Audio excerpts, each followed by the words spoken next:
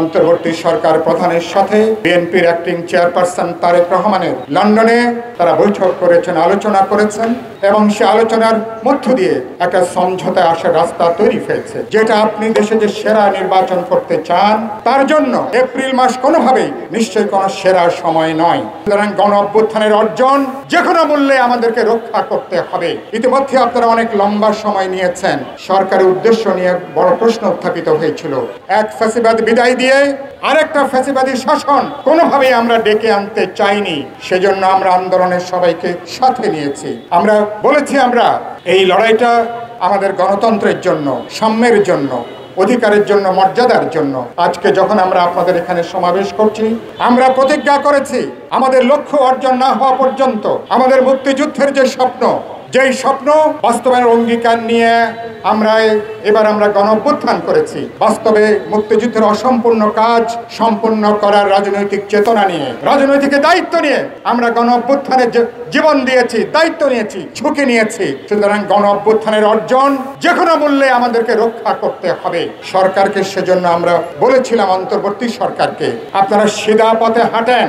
আমরা বলেছি আমরা বিচারের কাজটাকে জোরদার করতে হবে। মুক্তিযুদ্ধের পরে সবচেয়ে বড় হত্যাকাণ্ড সংগঠিত হয়েছিল গত বছরের জুলাই আগস্টে। আমরা বলেছি আমরা মুক্তিযুদ্ধের খুনিদেরকে যেমন তাদের অপরাধের বিচার হবার ব্যাপার আছে, যেমন তারা পার পেয়ে যাবার কোনো সুযোগ নাই। গত বছরের অভ্যুত্থানে যারা এই অপরাধ সংগঠিত করেছে, গণহত্যা করেছে, হত্যাকাণ্ড ঘটিয়েছে, শিশু থেকে নারী, পুরুষ, বৃদ্ধ থেকে শুরু করে সমাজের সকল স্তরের মানুষকে, সুতরাং এই হত্যার বিচার হতে হবে।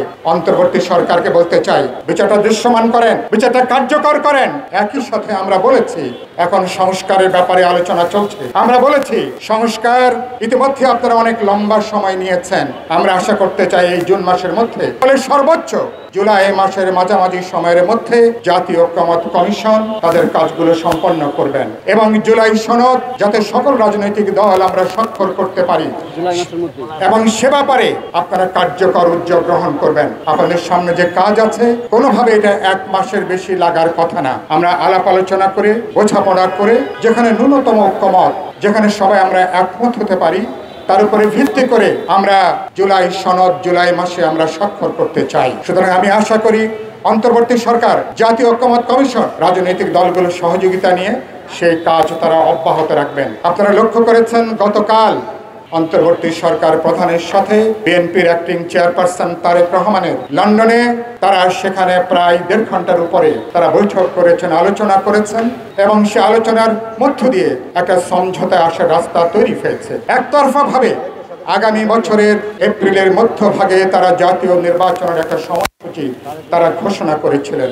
আমরা সরকারকে বলেছি যেটা আপনি দেশে যে সেরা নির্বাচন করতে চান তার জন্য এপ্রিল মাস কোনোভাবেই নিশ্চয়ই কোনো সেরা সময় নয়, এটা কোনো উপযুক্ত সময় নয়। এবং সরকারের একতরফা ঘোষণার পরে ঈদের আগের দিন সন্ধ্যায় প্রধান উপদেষ্টার এই ভাষণের পরে রাজনৈতিক দলের নেতা কর্মী সহ দেশবাসীর ঈদের আনন্দ অর্ধেকটাই বলতে পারেন মাটি হয়ে গিয়েছিল। এটা উত্তেজনা তৈরি হয়েছিল এবং সরকার আদৌ নির্বাচন করতে চান কিনা এবং সরকার তারা যে পরিস্থিতি তৈরি করেছিলেন, সরকারের উদ্দেশ্য নিয়ে বড় প্রশ্ন উত্থাপিত হয়েছিল। সরকারের লক্ষ্য কি, উদ্দেশ্য কি এবং রাজনৈতিক অস্থিতিশীলতা, একটা উদ্বেগ উৎকণ্ঠা তৈরি হয়েছিল।